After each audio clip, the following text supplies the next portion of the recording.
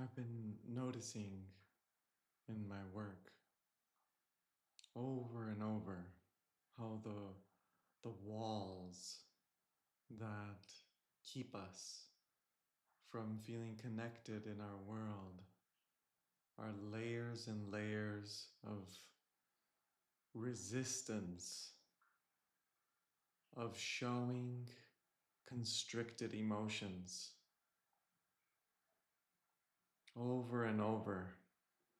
It's like we're hiding when the fears that we hold, the grief that we hold, the anger that we hold, and how absolutely critical it is for us to, as a humanity, make more space for these layers of feeling that are present, not what is expected.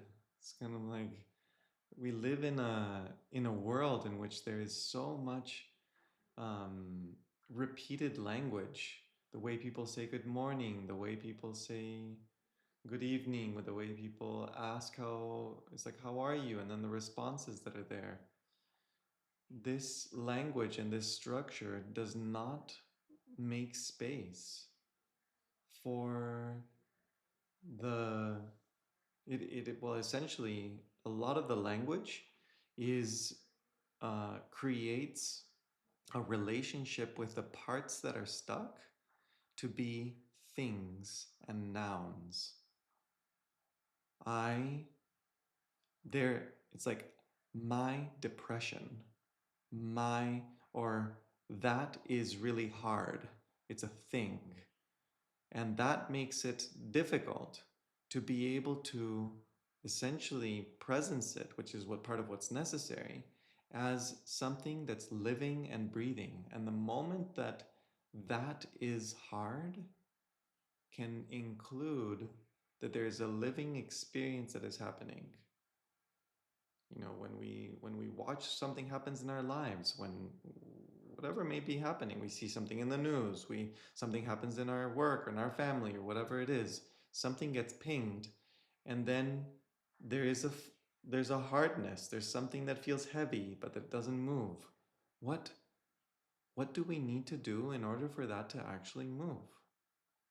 Well, what I've discovered is that we need to create a culture in which we can be with each other more and more present, to stay and to look, and to welcome the invisible layers of hardening, of separation. There's like, we live in a culture, yeah, many of us, and especially in relationship to groups, where it's impossible. It feels impossible to actually connect. How is it possible that for so long, months, years, we live in, and we just then learn to assume, oh, it's impossible to feel connected, really?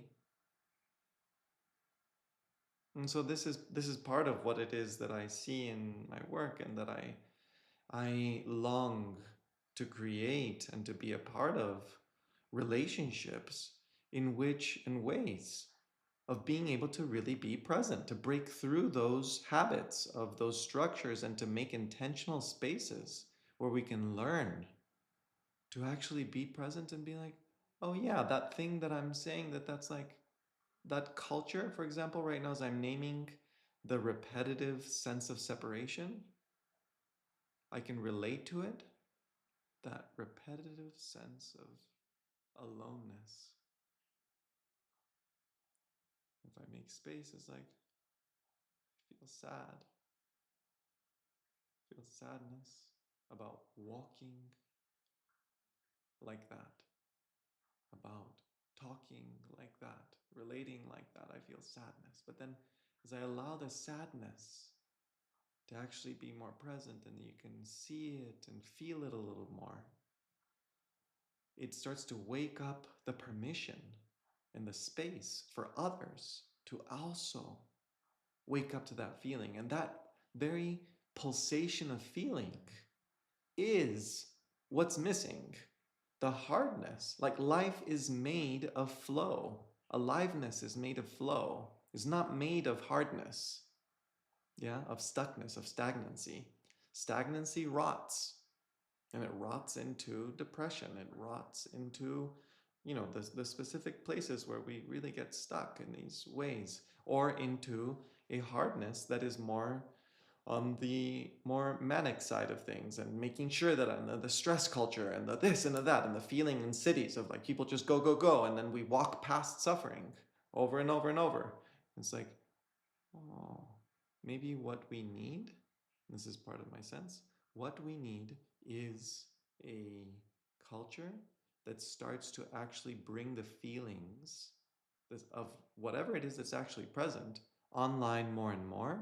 And that as that sadness or that anger actually gets to be hosted and shared, and to deal with all the layers of like, oh, I don't know if I want to feel somebody's anger or somebody's grief. Oh, I don't know. Well, we need to be with this, I don't know. And if we can be with it like, I really don't know. Like, oh, that's a little bit scary, or that's gonna, I don't, makes me feel very uncomfortable. Yeah, I feel then if we can be with that uncomfortability little by little with each other, it's like, oh, you're uncomfortable. I'm also uncomfortable with the idea of somebody grieving deeply, in front of me, or whatever it may be, whatever layers, the anger, the sadness, the fear. Fear is a huge one. It's like, how often do you in your life actually share afraidness with others? But it's like, I'm not just saying that it's like, I was scared, or I am scared. But when does scared get to actually flow in the body so that the energy moves and we can be more connected? The data can flow and we can feel more kind of like, oh, I know more that you know me, and that I know a little bit more of you. And inside of there's more flow. These are some of the thoughts that I wanted to share this morning.